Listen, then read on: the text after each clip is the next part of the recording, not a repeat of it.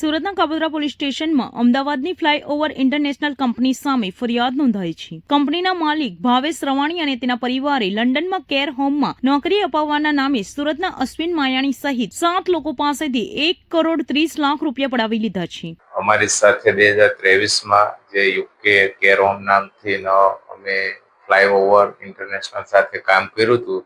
એ સમયે અમને એવું કીધું કે 2023માં કોવિડ પછી કેર હોમમાં બહુ માણસોની જરૂર છે અને તમારી પાસે એમ્પ્લોયમેન્ટ હોય તો અમને આપજો.